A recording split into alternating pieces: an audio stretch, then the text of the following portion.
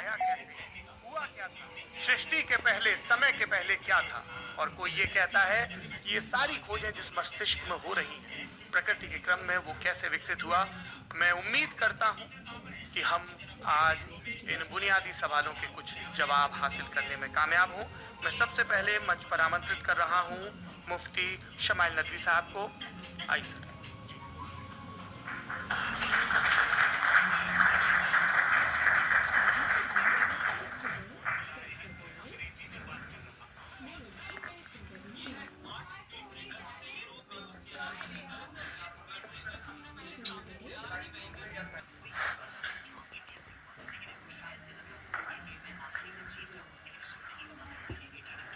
तमाम तारीफ़ें उस क्रिएटर के लिए जिसने इस यूनिवर्स को एक मकसद के तहत पैदा किया है।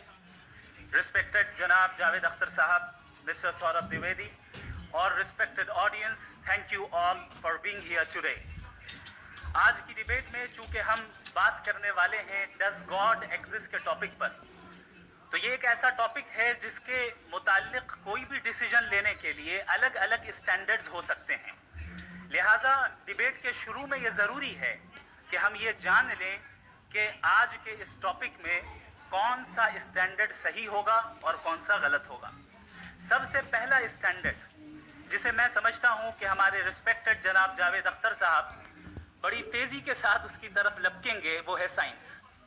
जबकि साइंस दर हकीकत खुदा के एग्जिस्टेंस को डायरेक्टली साबित करने या उसके एग्जिस्टेंस को डिनाई करने के लिए स्टैंडर्ड नहीं बन सकती।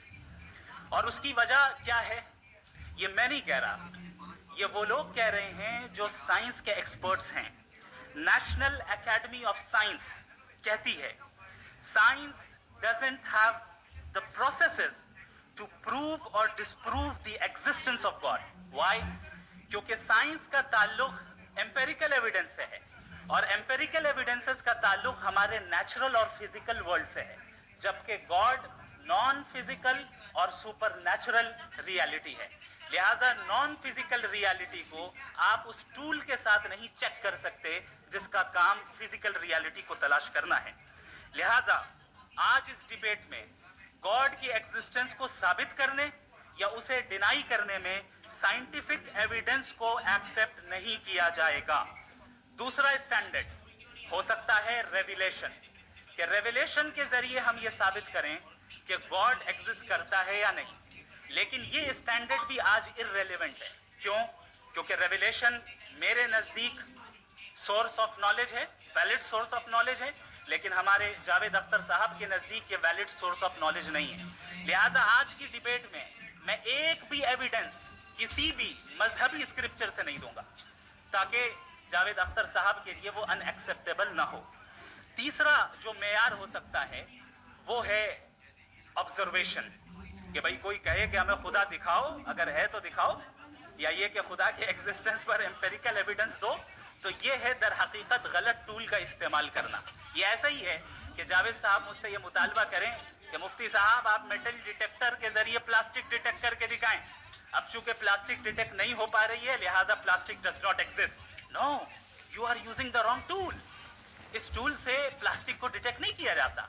लिहाजा मैं समझता हूं कि गॉड के एग्जिस्टेंस पर एम्पेरिकल एविडेंस का मुतालबा करना एक बचकाना मुतालबा है, और हमारे रिस्पेक्टेड जनाब जावेद अख्तर साहब इस स्टेज से अब बहुत आगे निकल चुके हैं। अब बचता है एक ही स्टैंडर्ड, और वो स्टैंडर्ड है अक्ल, लॉजिक, रीजनिंग। और यही वो स्टैंडर्ड है जिसके तहत गॉड के एग्जिस्टेंस को साबित किया जाएगा या गॉड की एग्जिस्टेंस को डिनाई किया जाएगा। लेकिन चूंकि ये बहुत इंपॉर्टेंट और सेंसिटिव टॉपिक है, इसलिए लॉजिकल आर्ग्यूमेंट भी ऐसा होना चाहिए जो डेफिनेटिव हो, इनडेफिनेटिव ना हो, जो 2 और 2 4 की तरह बिल्कुल वाजे हो, जिसे लॉजिकली रिजेक्ट करना पॉसिबल नहीं हो। फॉर एग्जाम्पल हम कहें हमारे रिस्पेक्टेड मिस्टर सौरभ साहब, ये एक इंसान है और तमाम इंसान कॉन्शियस बीइंग है। लिहाजा नतीजा क्या निकला, हमारे सौरभ साहब भी कॉन्शियस बीइंग है। क्या ये इनडेफिनेट आर्ग्यूमेंट है या डेफिनेट आर्ग्यूमेंट है? ये डेफिनेट आर्ग्यूमेंट है। ये 2 और 2 की तरह वाजे है, इसमें किसी तरह जो है लॉजिकली इसको रिजेक्ट नहीं किया जा सकता। तो अगर आज हमारे जावेद अख्तर साहब ایسی کوئی عقلی دلیل اور لاجیکل ایویڈنس دیں خدا کے نہ ہونے پر جو ڈیفینیٹ بھی ہو، تو میں یہ اعلان کرتا ہوں کہ یقیناً میں اس ایویڈنس کو قبول کروں گا اور اس پر غور کروں گا. لیکن ساتھ میں یہ بھی اعلان کر دیتا ہوں پریڈکشن کے طور پر کہ ایسا کوئی ڈیفینیٹ آرگیومنٹ کوئی نہیں پیش کر سکتا. دلیل ہم دیں گے اور ڈیفینیٹو دلیل دیں گے، لاجیکل دلیل دیں گے، ایسی دلیل دیں گے جو انٹائر ایتھیسٹک ورلڈ اسے ریفیوٹ نہیں کر سکتی. چلیں اب ہم ایک ایگزامپل سوچتے ہیں، ایک سیناریو، سمپل سیناریو، تمام آڈینس سے گزارش ہے، ہم اور آپ ایک آئسولیٹڈ آئیلینڈ پر ہیں، ایسا آئیلینڈ جہاں پہ ہم سے پہلے کوئی کبھی نہیں گیا. چلتے چلتے آپ کے سامنے اچانک آپ نے دیکھا ایک پنک کلر کی بال پڑی ہوئی ہے. سب سے پہلا سوال آپ کے ذہن میں کیا آئے گا کہ یہ بال یہاں کیوں آئی، کیسے آئی، یہ پنک کلر کی ہی کیوں ہے، کوئی اور کلر بھی ہو سکتا تھا، یہ اسی شیپ میں کیوں ہے، کوئی اور شیپ بھی ہو سکتا تھا.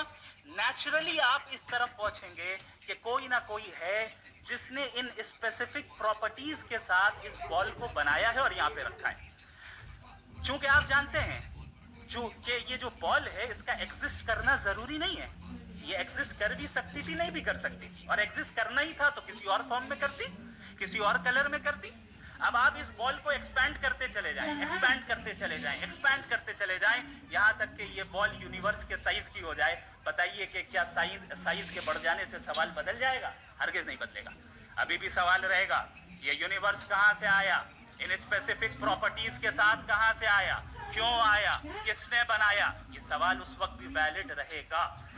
لیکن یہ سوال اگر ہم جناب جاوید اختر صاحب سے کریں تو چونکہ ان کا ورلڈ ویو ایتھیسٹک ہے، اور صرف ان کا نہیں، مطلب جتنے بھی ایتھیسٹ ہیں اور ایتھیسٹک ورلڈ ویو کو رکھنے والے سے اگر آپ یہ سوال کریں کہ یہ یونیورس کہاں سے آیا، تو ان کا جواب یا تو آرگیومنٹ فرام اگنورینس ہوگا یا ڈوگمیٹک ہوگا.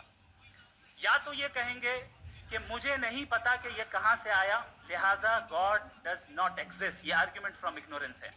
یا یہ کہیں گے کہ یہ یونیورس خود بخود بن گیا، اس کا مطلب یہ ہے کہ اس بال کو بھی خود بخود بن جانا چاہیے.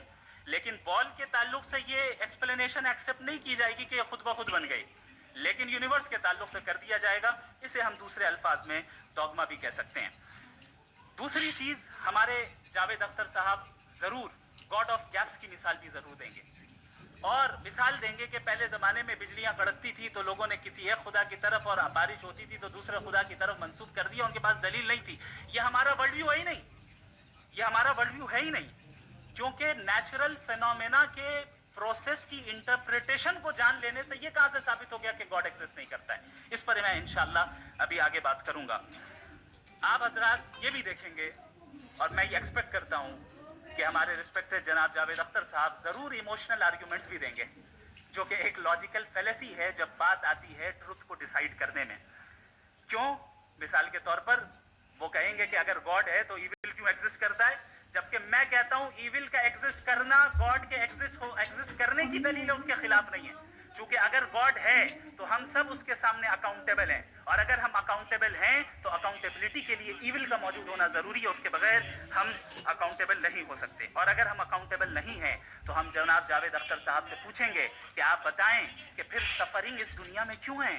اگر خدا نہیں ہے تو سفرنگ کیوں ہے؟ اور ان لوگوں کے جذبے کا کیا جن کے اندر سفرنگ کے بعد انتقام لینے کا جذبہ پایا جاتا ہے اور وہ اس دنیا سے ایسے ہی چلے گئے؟ کیا ان کی ساری تکلیفیں بیکار چلی جائیں گی؟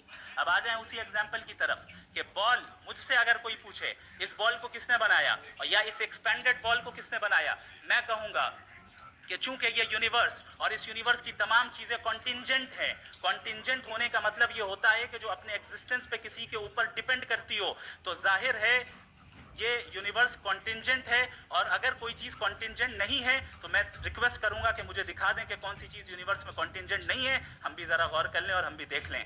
اور جب کانٹینجنٹ چیزیں موجود ہیں تو فلاسفرز کی اصطلاح کے مطابق، ہم اس ٹرمینالوجی کے مطابق ہم اس جگہ تک پہنچتے ہیں اور اس ہستی تک پہنچتے ہیں جسے نیسیسری بینگ کہا جاتا ہے، کہ یہ وہ نیسیسری بینگ ہے جس کا موجود نہ ہونا ناممکن ہو. چونکہ کہ اگر یہ موجود نہ ہو تو ساری چیزیں ایگزسٹنس میں آئیں گی ہی نہیں, اور یہ ساری کنٹینجنٹ چیزیں اسی کے اوپر ڈپینڈ کرتی ہیں. اب اگر آپ یہ سوال کرتے ہیں کہ پھر اس ہستی کو کس نے بنایا, پھر اس کا کاز کیا ہے, پھر اس کا کاز کیا ہے, پھر اس کا کاز کیا ہے, اور اینڈلیسلی چلے جائیں, اسے ہم کہتے ہیں انفینٹ ریگریس آف کازز, جو کہ لاجیکل فیلیسی ہے. کانسیپچولی انفینٹی پاسبل ہے. مثال کے طور پہ نیومیریکلز 1 2 3 گنتے چلے جائیں, انفینٹ نمبرز ہیں.